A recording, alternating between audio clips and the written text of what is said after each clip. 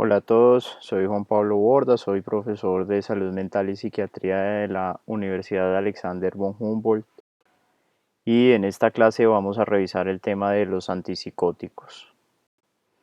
Lo primero que debemos revisar cuando hablamos de los antipsicóticos son las cuatro vías dopaminérgicas principales que existen a nivel del sistema nervioso central. La primera de ellas es la vía nigroestriada, va de la sustancia nigra al estriado y esta vía es muy importante para regular todos los movimientos que genera la persona. La segunda vía es la vía mesolímbica, va del área tegmental ventral al núcleo accumbens. Esta vía es muy importante para sentir placer y para reforzar las conductas que nos generan ese placer. La tercera vía es la vía mesocortical, va de la misma área tegmental ventral a la corteza prefrontal y en esta gráfica vemos que las terminaciones nerviosas se esquematizan en dos áreas de la corteza prefrontal muy importante, el área dorsolateral prefrontal que sustenta todas las funciones ejecutivas y las funciones cognitivas superiores. Esto nos permite planear a largo plazo, entender de manera racional y abstracta lo que está sucediendo. Y el área ventromedial prefrontal, que es un área muy importante para regular la respuesta emocional y las emociones cuando surgen. Y finalmente tenemos la vía tubero-infundibular que va del hipotálamo a la hipófisis y en esta vía la dopamina inhibe la secreción de la prolactina. Ahora, ¿cómo funcionan todos los antipsicóticos? Todos los antipsicóticos bloquean los receptores 2 de dopamina y el efecto antipsicótico específico se da por el bloqueo de los receptores a nivel de la vía mesolímbica, especialmente en el núcleo accumbens. Pero si volvemos a nuestra gráfica podemos analizar más ampliamente todos los efectos que tienen el bloqueo de 2 considerando las diferentes vías dopaminérgicas. Entonces, si bloqueamos la dopamina en la vía nigroestriada, lo que vamos a obtener son extrapiramidalismos. Entonces la persona se pone rígida, con una rigidez en rueda dentada, con una hipoexpresividad facial, con una marcha lenta, con unas dificultades para iniciar los movimientos y unos movimientos lentos y puede presentar también un temblor en reposo, un temblor de intención. También cuando se bloquea esta vía se puede generar distonía aguda, un cuadro de distonía aguda que son contracciones involuntarias y dolorosas que frecuentemente se dan sobre todo en los músculos de la cara y el cuello. Si bloqueamos la vía mesolímbica a nivel del núcleo accumbens y en esas terminaciones dopaminérgicas, si bloqueamos esos receptores, entonces por un lado decíamos tenemos el efecto antipsicótico,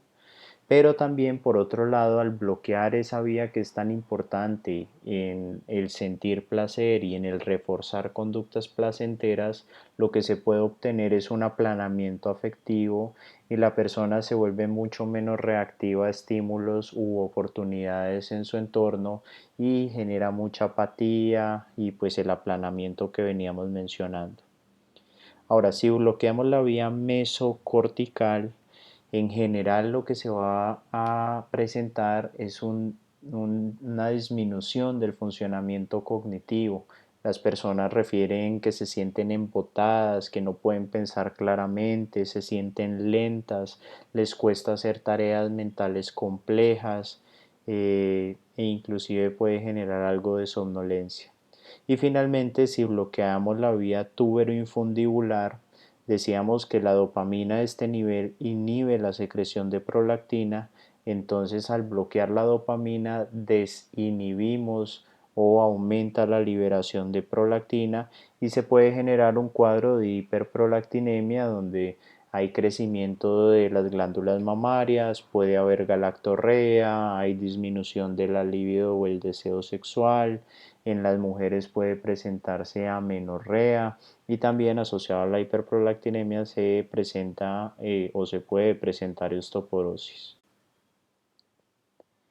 Ahora, esta gráfica nos permite ver cómo en la medida en que va aumentando la concentración plasmática de los antipsicóticos, se van copando o se van bloqueando los receptores de 2 de dopamina y es alrededor del 78% cuando se bloquean el 78% de los receptores que empieza a aparecer el efecto antipsicótico. Pero si la concentración plasmática sigue aumentando alrededor del 82%, es cuando empiezan a aparecer los extrapiramidalismos, por ejemplo, y los otros efectos adversos que hemos hablado. Entonces lo que esto implica es que el margen terapéutico podría ser muy estrecho y que el efecto antipsicótico está muy cercano a los efectos adversos y por eso los antipsicóticos típicos, perdón, los antipsicóticos más antiguos muy frecuentemente eran muy efectivos para controlar los síntomas psicóticos, pero eran muy poco o son muy poco tolerados porque frecuentemente presentan estos efectos adversos. Y finalmente hay que mencionar que los antipsicóticos en general no solo bloquean los receptores D2 de dopamina, sino que en mayor o menor medida, y lo discutiremos en el perfil de cada fármaco, pueden generar efectos anticolinérgicos al bloquear los receptores muscarínicos 1. Entonces pueden producir boca seca, pueden producir visión borrosa, pueden producir estreñimiento. También bloquean los receptores H1 en mayor o menor medida, tienen un efecto antihistamínico y esto puede producir sedación, puede producir aumento del apetito y finalmente pueden bloquear los receptores alfa 1 noradrenérgicos y entonces asociado a este bloqueo alfa 1 puede producir por un lado sedación y por otro lado hipotensión ortostática. Entonces vamos a empezar a revisar primero los antipsicóticos típicos, lo coloco entre comillas porque hay una discusión de cuáles son los antipsicóticos típicos, qué implica que un antipsicótico sea típico. En la literatura también se llaman antipsicóticos de primera generación, pero en todo caso son los antipsicóticos que primero se desarrollaron. El primer medicamento que vamos a revisar es el haloperidol, es un medicamento ampliamente utilizado en nuestro medio, disponible en todas las instituciones de salud y es un medicamento que tiene un importante efecto neuroléptico. ¿Qué implica esto? Que bloquea de manera potente los receptores D2 de dopamina. Entonces es un medicamento que es muy efectivo para controlar los síntomas psicóticos, pero precisamente por lo que veníamos discutiendo, frecuentemente causa efectos adversos, como los extrapiramidalismos, como los cuadros de distonía aguda, que generalmente se presentan horas después de frecuentemente de aplicación intramuscular del haloperidol dentro de los esquemas de sedación, y las personas empiezan a presentar estas contracciones involuntarias y dolorosas. La disquinesia tardía también es un efecto frecuente en este medicamento, es un efecto adverso a largo plazo que se produce después de utilizar el medicamento después de muchos meses, sobre todo después de muchos años, y como lo revisaremos al final es un efecto adverso que se da porque el cerebro se sensibiliza a la dopamina y se genera un exceso de movimiento. O también se presenta frecuentemente la hiperprolactinemia. Ahora, a pesar de estos efectos adversos, el haloperidol sigue siendo la primera elección para las personas que tienen delirium, las personas médicamente enfermas que están hospitalizadas en el hospital general y que generan cuadros confusionales agudos, y para pacientes que tienen patologías neuropsiquiátricas, por ejemplo, episodios psicóticos, bien sea asociados a un accidente cerebrovascular, a un tumor cerebral, en un posictal, digamos que la persona presente un episodio psicótico. Entonces, en esos casos de patologías neuropsiquiátricas, el haloperidol sigue siendo muy utilizado, salvo una excepción importante, y es que el haloperidol está contraindicado en las personas que tienen Parkinson, porque las personas que tienen Parkinson ya tienen de base unos niveles de dopamina disminuidos en la vía nigroestriada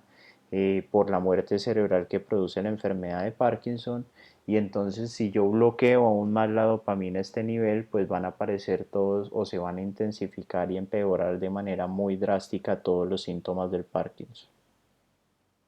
Otro punto a tener en cuenta con el haloperidol es que aumenta el QT corregido, y entonces favorece las arritmias, sobre todo y peligrosamente las arritmias como taquicardias ventriculares, que tienen una alta tasa de mortalidad. Eso implica que si voy a utilizar el haloperidol, debo constatar que el paciente no tenga antecedentes de enfermedades cardiovasculares con un potencial sustrato arritmogénico, que no tenga enfermedad coronaria, que no tome medicamentos que prolonguen el QT.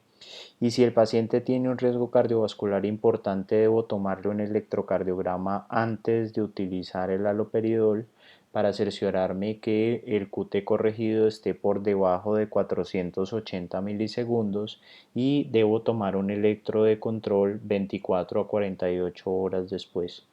Es importante anotar que el haloperidol prolonga el QT sobre todo cuando se utiliza de manera endovenosa. Por eso recomendamos siempre que el haloperidol se utilice ojalá por la vía enteral,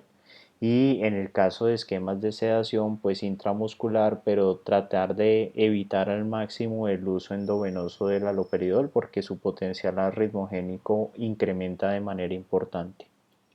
Como les decía, el haloperidol es muy ampliamente usado en los esquemas de sedación. Como lo discutíamos en las clases de agitación psicomotora y del manejo del paciente con agitación psicomotora, el haloperidol sobre todo tiene cabida en las agitaciones psicomotoras producto de una enfermedad mental descompensada.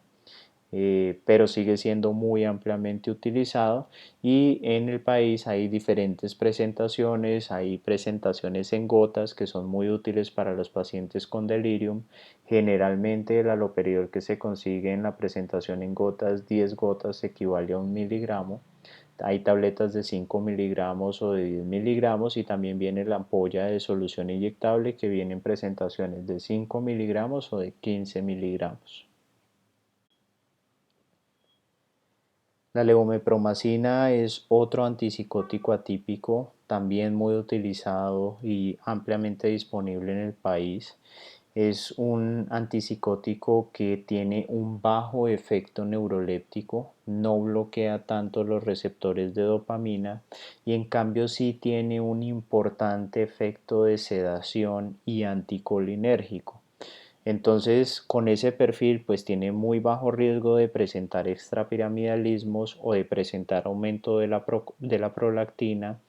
pero la verdad es que es muy poco utilizado como antipsicótico, casi que diría que no es utilizado como antipsicótico, pues porque por un lado bloquea muy poco los receptores de dopamina, y entonces se requieren dosis muy altas del medicamento, mayores a 100 miligramos, para empezar a generar algo de un efecto antipsicótico. Pero como genera tanto sueño y tantos efectos anticolinérgicos, la verdad es que los pacientes no toleran esas dosis tan altas porque genera una sedación excesiva.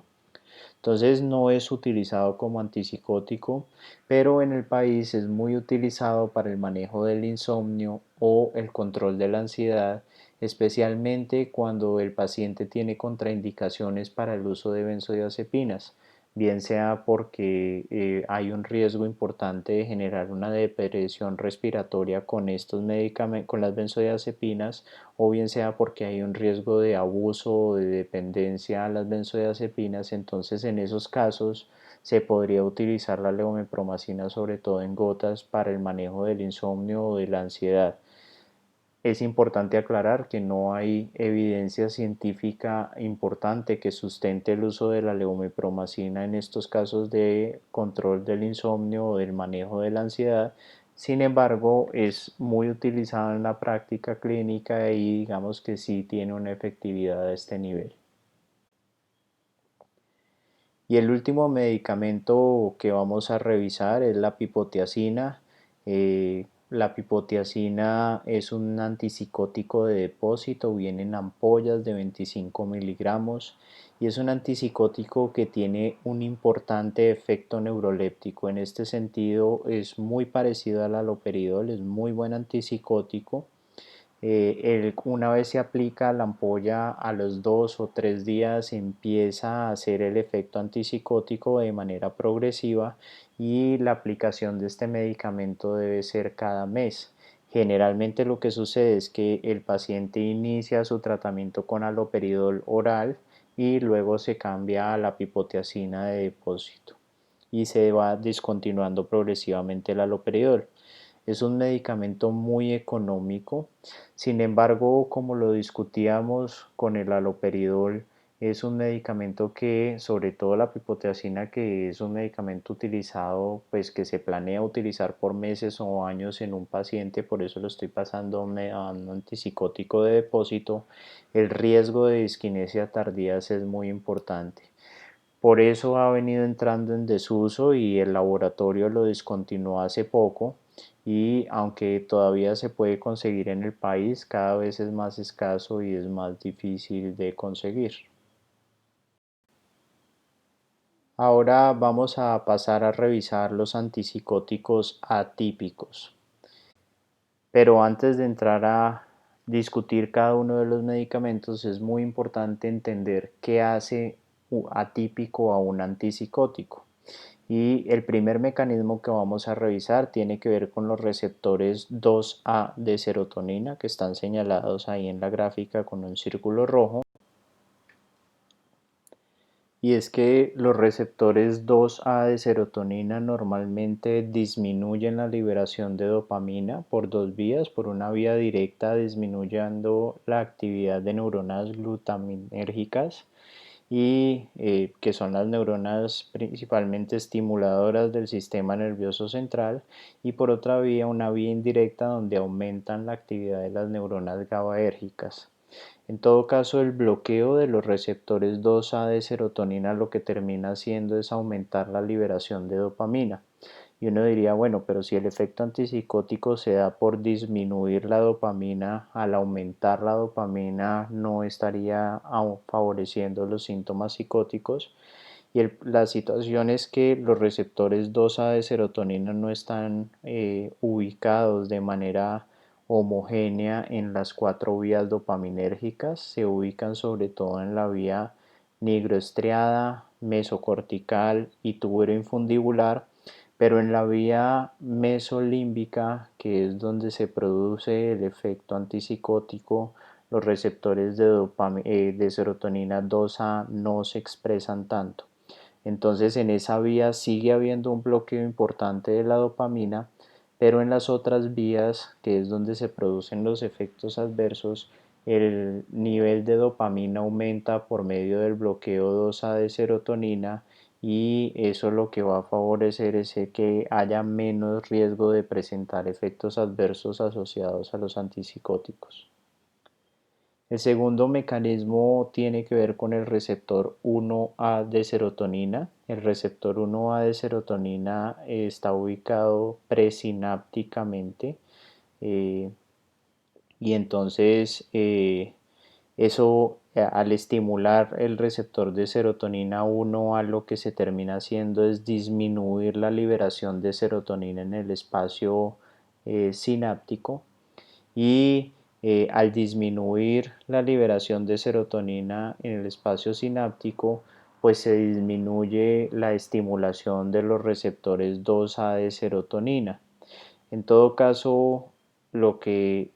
genera el bloqueo de los receptores 2A de serotonina o la estimulación de los receptores 1A de serotonina es el aumento de los niveles de dopamina en las vías dopaminérgicas que no están asociadas al control de los síntomas psicóticos y por ende se genera una disminución de los riesgos de presentar efectos adversos al medicamento. Un tercer mecanismo por el cual los antipsicóticos tienen un perfil atípico está relacionado con los receptores 2C de serotonina. Los receptores 2C de serotonina normalmente disminuyen la liberación de dopamina y norepinefrina y el bloqueo de los receptores 2C de serotonina aumenta la liberación de estos neurotransmisores y los receptores 12 de serotonina sobre todo se expresan en la corteza prefrontal, en la vía mesocortical dopaminérgica. Entonces, al bloquear los receptores 12 y aumentar la dopamina y la norepinefrina en la corteza prefrontal, lo que se va a generar es un efecto en cierta medida estimulante o al menos hay menos compromiso cognitivo, menos enlentecimiento y esto por un lado mejora el funcionamiento de la persona que toma el antipsicótico porque al tener un mejor funcionamiento cognitivo pues puede funcionar mejor en su vida cotidiana, pero también se asocia a un efecto antidepresivo importante por el efecto estimulante que puede tener. Tanto la quetiapina como la olanzapina son dos de los antipsicóticos que tienen este efecto y como lo decíamos es el tercer mecanismo por el cual pueden los antipsicóticos tener un perfil atípico. Y finalmente, el último mecanismo por el cual un antipsicótico puede ser atípico es el agonismo parcial de los receptores de dopamina D2. Para entender cómo funciona un agonismo parcial, vemos la gráfica de la derecha. En la parte superior vemos una molécula de dopamina azul acoplada al receptor 2 de dopamina y se genera una respuesta completa intracelular al acoplarse la molécula de dopamina. En la gráfica del medio vemos como cuando se une una molécula antagonista del receptor D2 se anula casi completamente la respuesta intracelular asociada a ese receptor. Y lo que hace el agonista parcial es que genera una respuesta un poco menor que la que generaría normalmente la dopamina, pero no tan reducida como la bloquea o la alcanza a bloquear el antagonista del receptor D2. Entonces, si entendemos que una persona con síntomas psicóticos tiene niveles altos de dopamina y hay un nivel de estimulación importante producido por la dopamina en la vía mesolímbica, al yo darle un agonista parcial, reduzco al menos parcialmente esa estimulación asociada a la dopamina, pero no la bloqueo tanto como la bloquearía un antagonista del receptor y entonces la posibilidad de generar efectos adversos es menor. Ahora, como lo mencionábamos anteriormente, los antipsicóticos atípicos tienen también efectos en los receptores H1 histamínicos, M1 muscarínicos y alfa-1 noradrenérgicos en mayor o menor medida y el bloqueo de estos receptores genera sedación importante y como lo discutiremos más adelante, la sedación es un problema sobre todo en la clozapina y en la olanzapina, que son los antipsicóticos que más generan sedación. Y otro efecto muy importante de los antipsicóticos atípicos es el riesgo metabólico que producen. Las personas que toman antipsicóticos atípicos de manera crónica se ha demostrado que tienen un riesgo importante de desarrollar obesidad, síndrome metabólico y de desarrollar diabetes. Algunas de las explicaciones que se han dado para este riesgo metabólico es el que el bloqueo del receptor H1, o sea, el efecto antihistamínico y el bloqueo de los receptores 2C de serotonina pueden aumentar el apetito y al ser las personas que tienen esquizofrenia frecuentemente sedentarias por los síntomas negativos de la enfermedad, entonces comen mucho con poca actividad física, eso los lleva a presentar obesidad y eso los lleva a presentar el riesgo metabólico. Sin embargo, lo que se ha concluido es que este efecto no es la explicación completa de por qué los antipsicóticos tienen un riesgo metabólico tan alto, ya que en ese caso los medicamentos antihistamínicos que se encuentran en el mercado tendrían un riesgo metabólico significativo y parece que hay otro factor que todavía no se ha descubierto cuál es, que aumenta el riesgo de presentar síndrome metabólico y de desarrollar diabetes en las personas que toman los antipsicóticos atípicos. En todo caso, si yo como médico general tengo un paciente o como médico de otra especialidad tengo un paciente que está tomando antipsicóticos atípicos, debo monitorizar el riesgo metabólico de manera regular, estando pendiente de su peso, de su índice de masa corporal, tomándole un perfil lipídico y una glicemia en ayunas de manera frecuente y controlando su presión arterial. Muy bien, entonces ahora empezaremos a revisar cada uno de los antipsicóticos atípicos. El primer antipsicótico atípico que vamos a revisar fue el primer antipsicótico atípico que existió, que es la clozapina. La clozapina, como lo demuestra la imagen, tiene múltiples efectos en diversos receptores. Es un medicamento farmacodinámicamente muy complejo eh, y es un antipsicótico que no causa síntomas extrapiramidales, no aumenta la prolactina, no tiene riesgo de generar disquinesia tardía y además es un excelente antipsicótico, es el patrón de oro para las personas que tienen esquizofrenia refractaria, que no responden a otros medicamentos y que están muy comprometidos en su funcionalidad. Entonces, como antipsicótico, es el antipsicótico que mejor efecto tiene para el control de los síntomas psicóticos y en el caso de la esquizofrenia refractaria. Adicionalmente, este medicamento es el único antipsicótico que se ha demostrado en estudios clínicos que disminuye el riesgo de suicidio en personas que tienen esquizofrenia. Y esto es muy importante dado que un porcentaje significativo de personas que tienen esquizofrenia fallecen a lo largo de su vida en algún momento por suicidios consumados. Sin embargo, este perfil muy positivo que tiene la clozapina es contrastado por una serie de efectos adversos. Quizás el más preocupante de todos es que del 0,5 al 2% de las personas que empiezan a tomar clozapina generan una granulocitosis o un compromiso de dos líneas sanguíneas al menos. Y si el cuadro no se detecta tempranamente y se deja progresar, muchos, pues los pacientes pueden desarrollar una aplasia medular y pueden llegar a requerir más adelante un trasplante de médula ósea. Es por eso que en las guías de práctica clínica, la nacional, la desarrollada por el Ministerio de Salud de Colombia para el control, el manejo de la esquizofrenia, y en las guías internacionales se recomienda que las personas que van a iniciar la clozapina los primeros días se hagan un control diario de hemograma, luego de la primera semana se hagan un control cada 3 días por la siguiente semana y luego se hagan un control semanal hasta cumplir los 3 primeros meses y luego un control mensual hasta cumplir los 6 primeros meses para estar muy pendiente de la disminución de cualquiera de las líneas sanguíneas para detectar los casos de agranulocitosis tempranamente y suspender el medicamento. Otro de los problemas importantes de la clozapina es que baja el umbral convulsivo.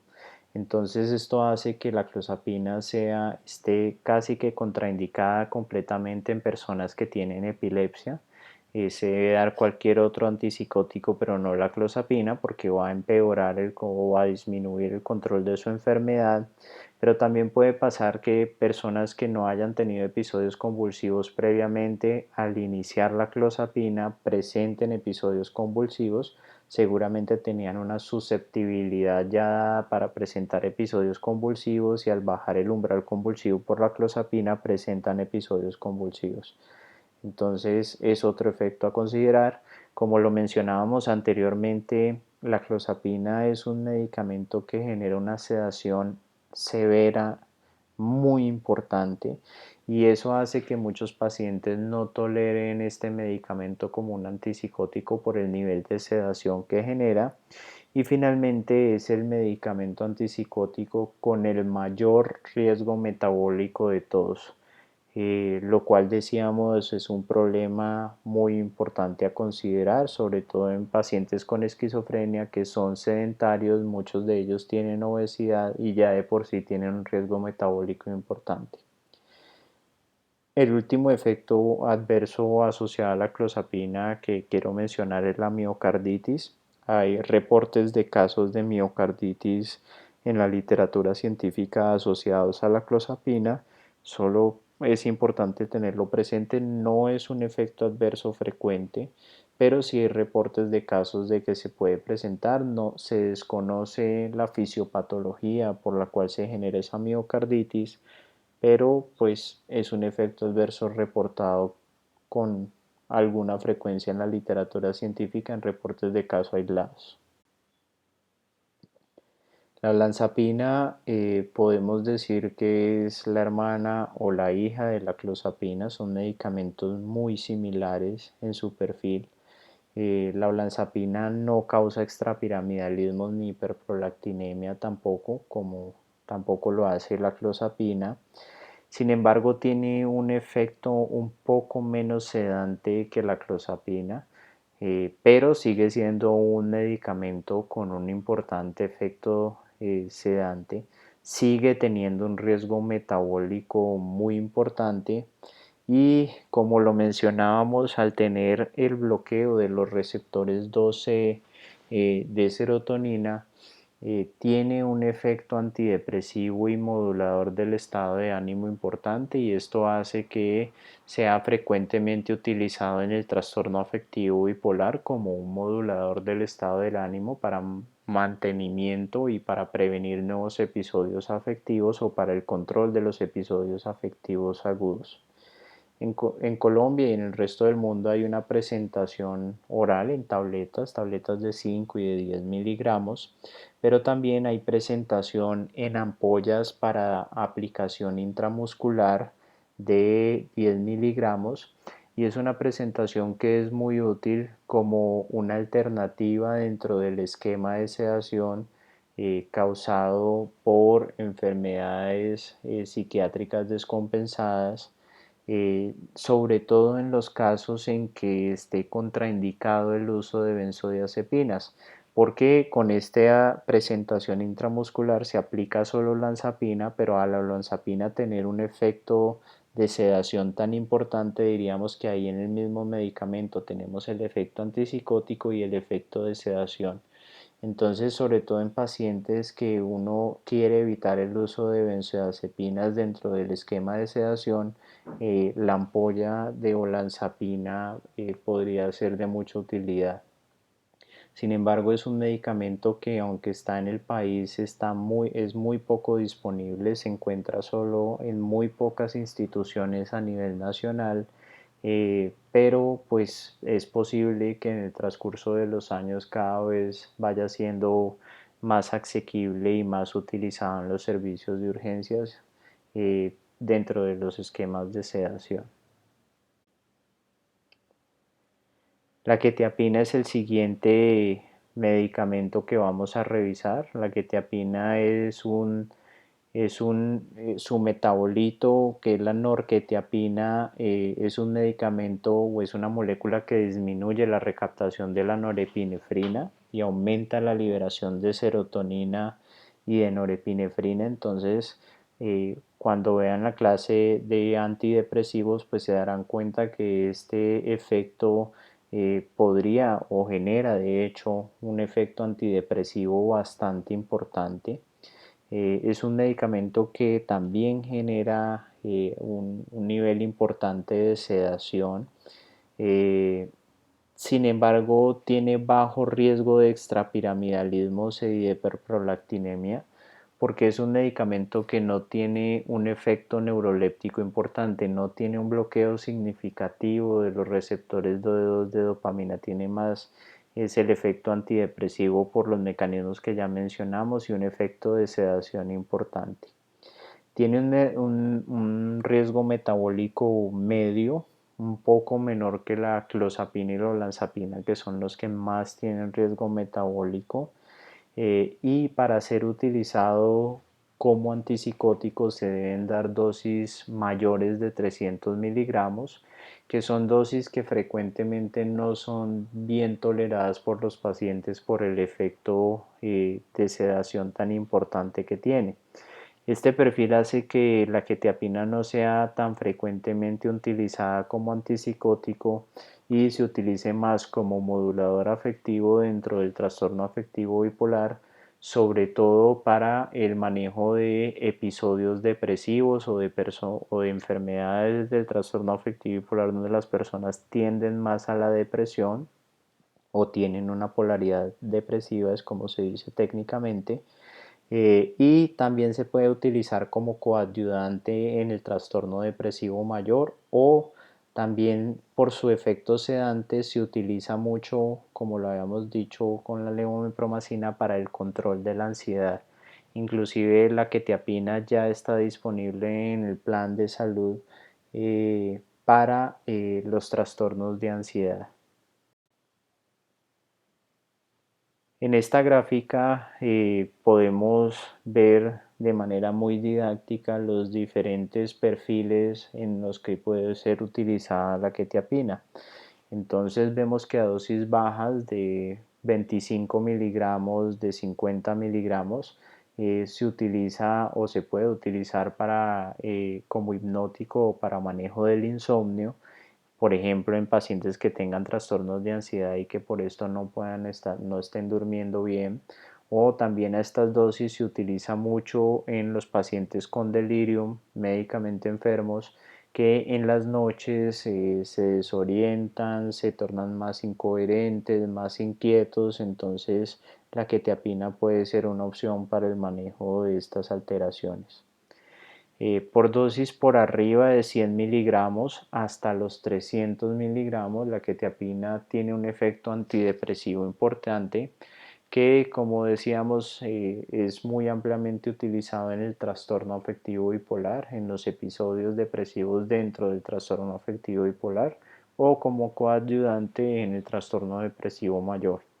Y por arriba de 300 miligramos hasta los 800 miligramos es que la quetiapina empieza a tener un efecto antipsicótico. Sin embargo, como ya lo mencionábamos, no es un antipsicótico que tenga un potencial neuroléptico importante y se utiliza poco con esa indicación. El siguiente medicamento que vamos a revisar es la risperidona. La risperidona tiene un efecto neuroléptico importante y a dosis altas, que para la risperidona implica dosis mayores a 6 miligramos, empieza a funcionar como el haloperidol inclusive, y eso implica que empieza a generar los efectos adversos posibles que genera el haloperidol, pero a dosis menores de 6 miligramos o hasta 6 miligramos la risperidona es un muy buen antipsicótico y tiene menos riesgo de presentar extrapiramidalismos, distonías agudas o el compromiso cognitivo que puede generar el haloperidol.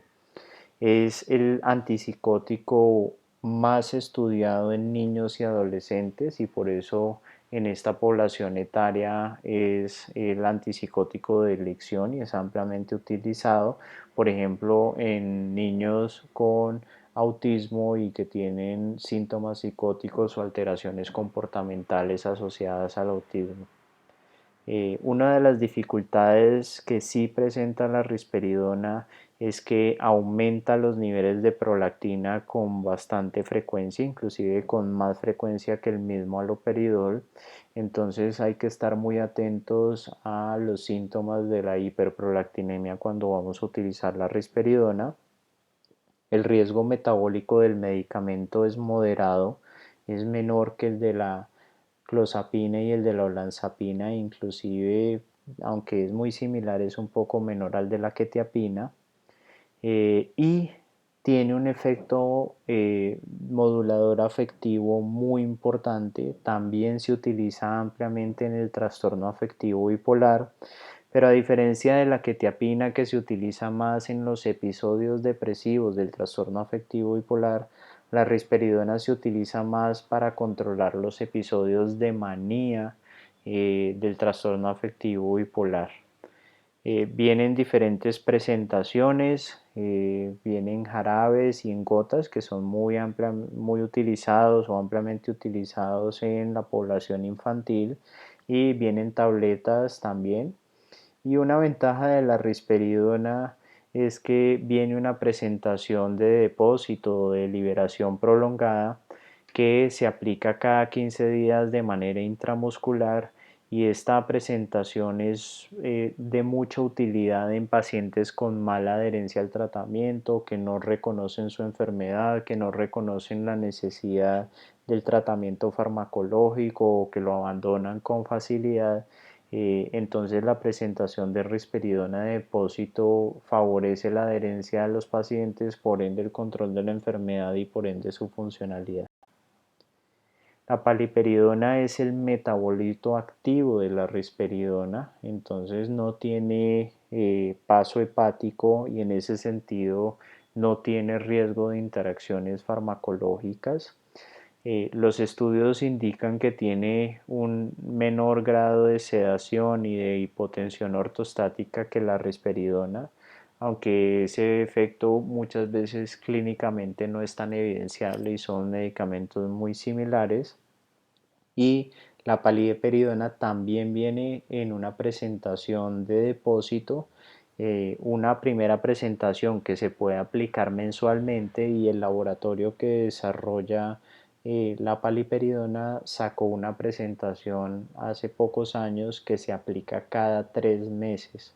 Esto pues brindaría comodidad a los pacientes que tienen que aplicarse la inyección cada 3 meses y no cada 15 días o cada mes.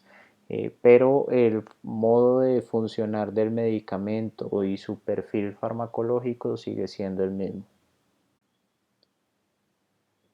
El aripiprazol es el primer medicamento que vamos a revisar que tiene el mecanismo que habíamos mencionado previamente de agonismo parcial a los receptores de dopamina, y lo pueden ver en la gráfica de la molécula. No produce extrapiramidalismos ni aumenta la prolactina por su agonismo parcial. Es muy útil en niños y adolescentes porque es un medicamento muy bien tolerado, sin efectos adversos significativos, no genera casi sedación, no tiene riesgo metabólico o el riesgo metabólico es muy bajo o mínimo, e inclusive a dosis bajas tiene un efecto estimulante de manera importante que es muy utilizado como coadyuvante en la depresión, porque genera un efecto estimulante, y eso puede ser útil en las personas que por un episodio depresivo mayor están, digamos, sin energía, sin ganas de querer hacer las cosas, en cama, han abandonado todas sus rutinas. En ese contexto, dosis bajas de aripiprazol podría ser útil. Sin embargo, la otra cara de la moneda de este efecto activador es que en algunos pacientes puede generar inquietud motora o acaticia, y esta acaticia, recordemos, es la sensación imperiosa de tener que moverse y de tener que caminar por una malestar significativo y una sensación muy molesta en los miembros inferiores. Entonces los pacientes tienen que estar caminando todo el tiempo. Entonces el aripiprazol, por su efecto activador, puede producir acaticia. Finalmente, el aripiprazol tiene pocos efectos antipsicóticos o es un pobre medicamento desde el punto de vista de los efectos antipsicóticos. La verdad es que no tiene casi un potencial neuroléptico, como lo veremos más adelante en los estudios, entonces es más bien poco utilizado para el control de cuadros psicóticos, sobre todo cuando estos síntomas pues son intensos. Y la misulpirida es el otro medicamento que es agonista parcial, pero este agonismo parcial de la misulpirida se acerca un poco más al antagonismo, o sea, bloquea un poco más los receptores que el aripiprazol. Eso hace que tenga un mejor efecto antipsicótico, es un antipsicótico bastante efectivo, pero a pesar de que bloquea los receptores D2 de manera importante, tiene muy pocos efectos extrapiramidales, mejora inclusive los síntomas negativos y no genera tanto aplanamiento afectivo ni tanto compromiso cognitivo. Eh, Como decíamos, es un excelente antipsicótico y controla muy bien los síntomas y tiene además un bajo riesgo metabólico. Eh, Eso le da un perfil muy favorable a la misulpirida. No es un medicamento que esté incluido en el plan de salud y no es un medicamento tan ampliamente utilizado, pero su perfil es muy favorable.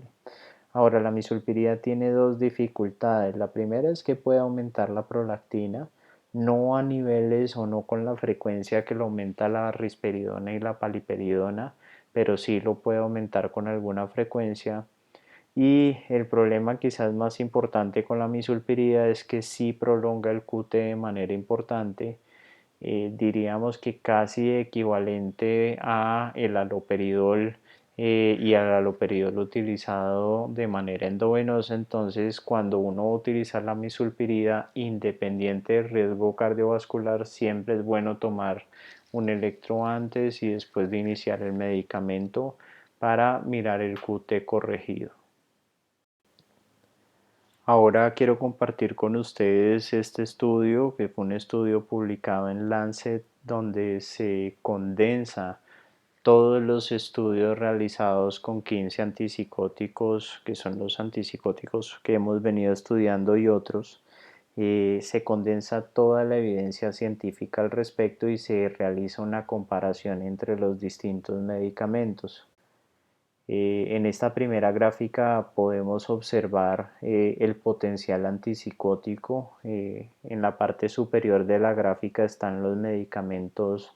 que mejor o más efecto antipsicótico tienen, que vemos que se desplazan hacia la izquierda y en la medida en que van descendiendo y se van desplazando hacia la derecha, el efecto antipsicótico va disminuyendo. Vemos en la parte superior cómo la clozapina tiene una ventaja notable frente al resto de los antipsicóticos en el control de los síntomas. Y fíjense que después viene la misulpirida, que decíamos que tiene un excelente efecto antipsicótico, la olanzapina y la risperidona y paliperidona. Es muy importante señalar que la olanzapina, risperidona y técnicamente la paliperidona, al ser un metabolito activo de la risperidona, están incluidos dentro del plan de salud para personas con esquizofrenia y para personas con trastorno afectivo bipolar, y son los medicamentos de primera línea para estas patologías. Finalmente vemos que el haloperidol está a mitad de la tabla, es efectivo, y de ahí para abajo la quetiapina es menos efectivo, el aripiprazol es menos efectivo en términos del potencial antipsicótico.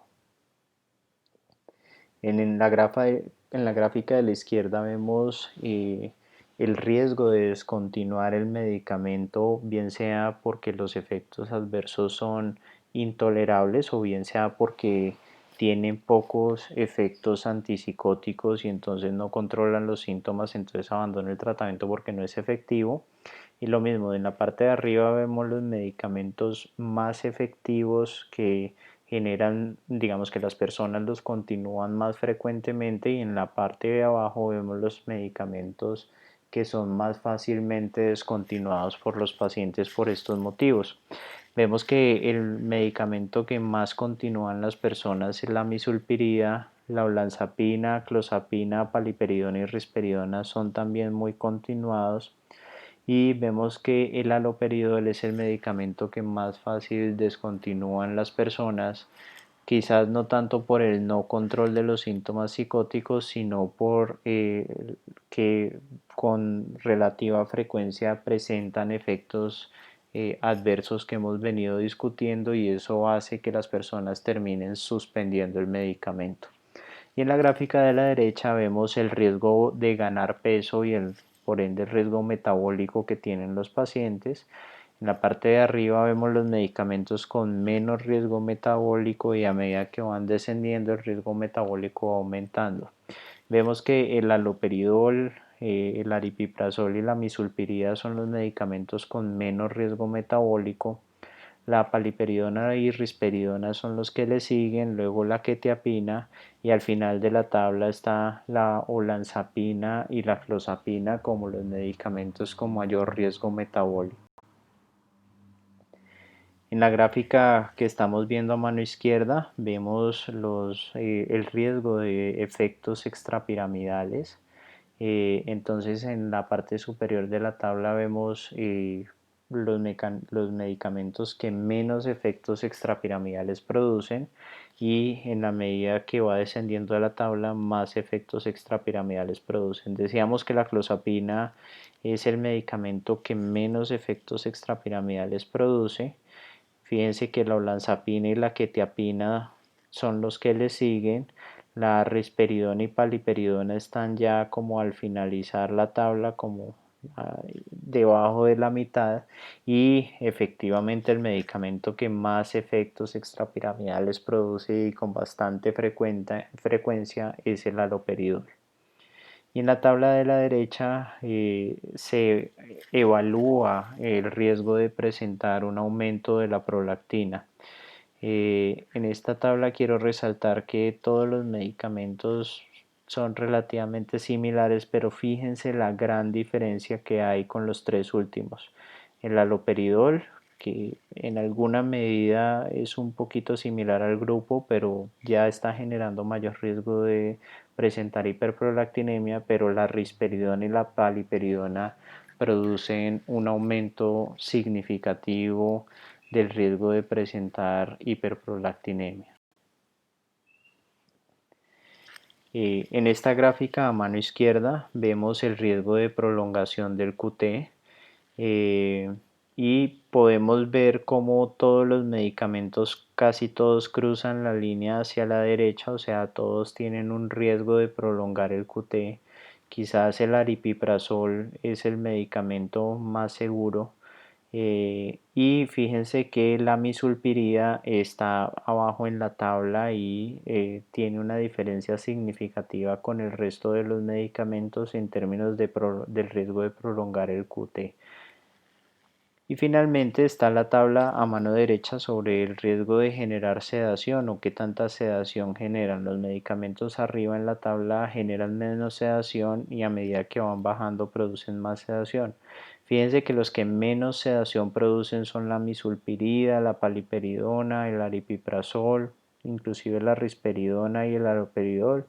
Y luego ya empiezan los medicamentos que producen sedación importante, la olanzapina, la quetiapina, y la clozapina, fíjense que es el último y con un efecto que no alcanza a dimensionarse en la gráfica en términos de la sedación.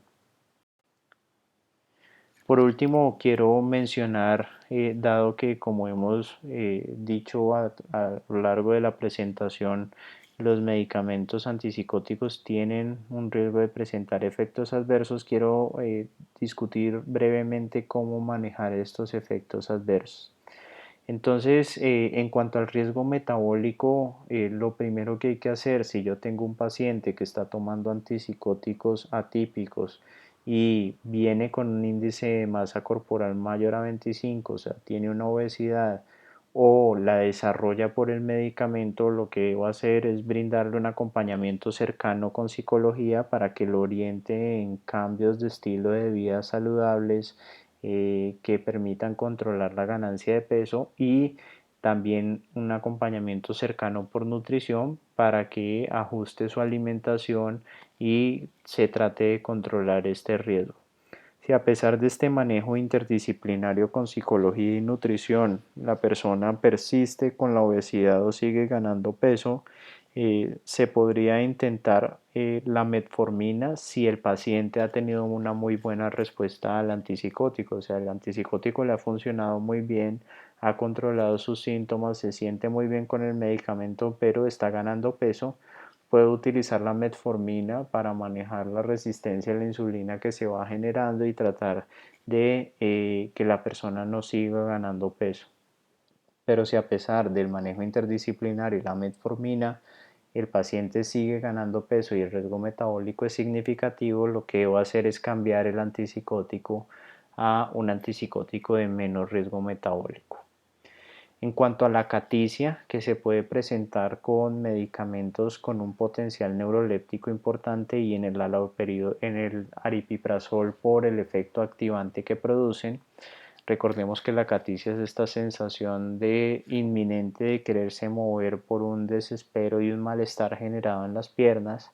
Lo que se debe hacer es disminuir el efecto antipsicótico, la dosis del antipsicótico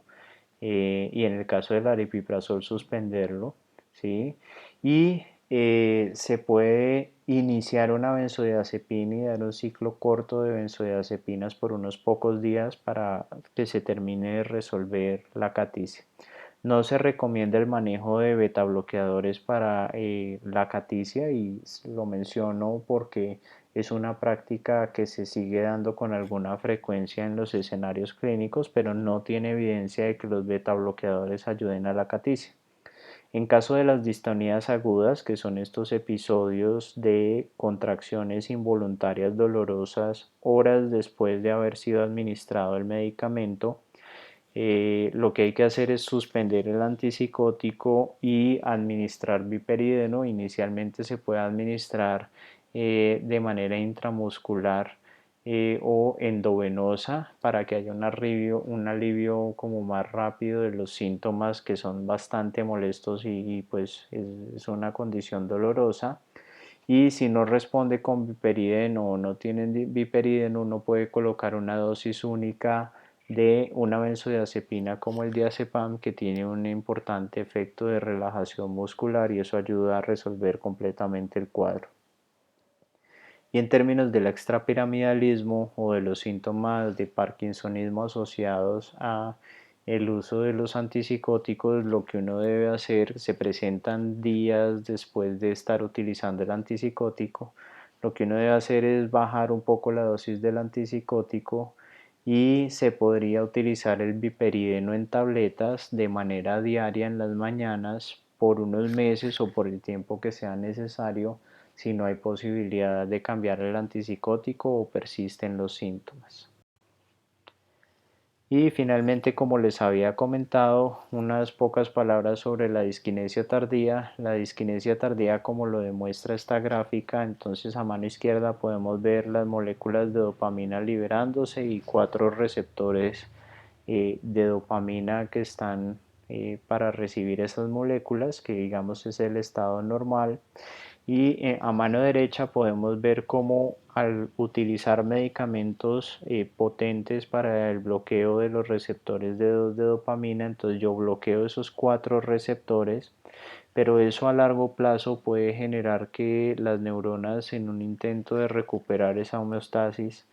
expresen receptores adicionales para la dopamina. Entonces ahí podemos observar que aparecieron 5 nuevos receptores y eso se termina traduciendo en una sensibilización a la dopamina y hay un exceso de movimiento entonces en la disquinesia tardía que empieza a aparecer en la lengua, en la boca, luego en la cara y que si sigue, digamos, avanzando el cuadro puede extenderse al cuello, miembros superiores.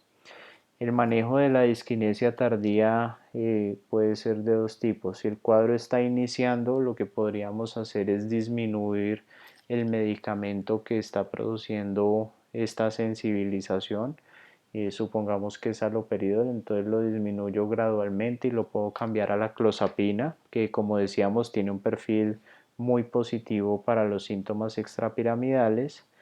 Pero si el cuadro ya está instaurado y es irreversible y no responde a esta medida, la otra opción es aumentar la dosis del medicamento, supongamos haloperidol, para bloquear los receptores que han aparecido nuevos, y así controlar ese exceso de movimiento.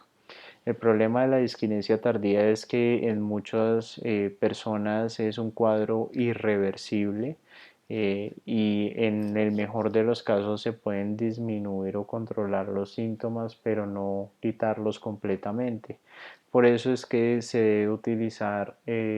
debe evitar utilizar el haloperidol a largo plazo en periodos de meses o años, porque el riesgo de producirlo va aumentando con el uso crónico de este medicamento. Espero que haya sido de utilidad la revisión y nos veremos en una próxima oportunidad.